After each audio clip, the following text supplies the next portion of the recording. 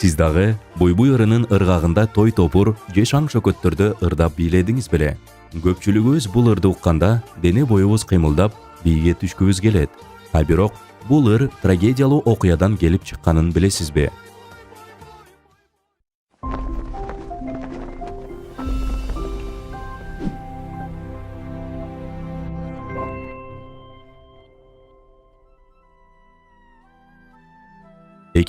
жылы Бактияр Токторов жубайы менен эгиз кыздарын күтүп жаткан болот. Ошол маалда ырчы биз тобу менен Кытай Республикасына гастролдоп келүүнү чечет. Албетте, ал жака баруунун бирден бир себеби каржылык маселелер болгон. Бирок Кытайга баруу учурунда бир топ кыйынчылыктарга дуушар болот. Биринчиден, уюштуруучулар виза маселесин чечпей туруп чакыруу жөнөтүшкөн. Экинчиден, концерт учурунда биз тобунун солисттери кызыл суустан сыяктуу сөздөрдү колдонушуп, Кытай цензурасына жакпай калат. Чек арада 8 саат күтүп, виза алып, кызыл сууга араң жеткен аз келгенсип, Кытайдын бийлик өкүлдөрү тарабынан куугунтукталып, ал өлкөдөн араңдан зорго чыгып кетүүгө мажбур болушат. Ошентип каражат табам деген максатын ташкаап, эч бир тыйыны жок Кыргызстанга кайтып келишет. Бирок кайтып келгенде Бактияр Токторовду мындан да чоң сыноо күтүп турган. Үйүнө келгенде жубайынын боюнан түшүп калганын угат.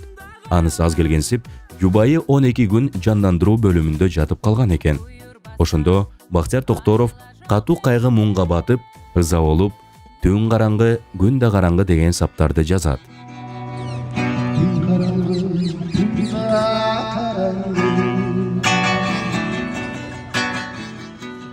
Бул ыр чынында ыза деп аталат. Бирок эл арасында буйбуй деп таанылды. Ал эми буйбуй деген сөздөр Бактияр Токторов төрөлүп өскөн Лейлек районунда 1,5 өлгөндө кошок катары колдонулат. Бул ыр трагедиялуу экендигин төмөндөгү саптардан да көрө алабыз.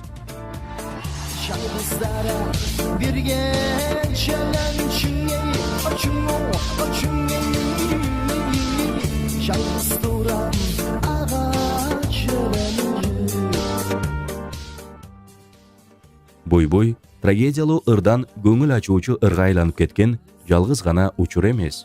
Дүйнөлүк практикада мындай мисалдар көп кездешет. Баарыбыз билген Стромаянын Папауте ыры.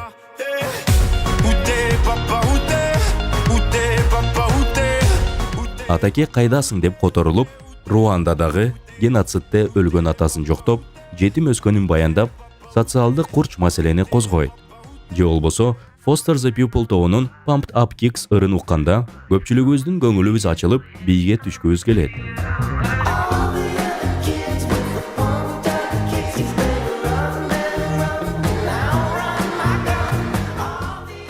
Чынчынына келгенде, бул ырдын маанисинде көйгөйлүү өспүрүмдүн кишини өлтүрүүгө багытталган ой толгоолору сүрөттөлгөн.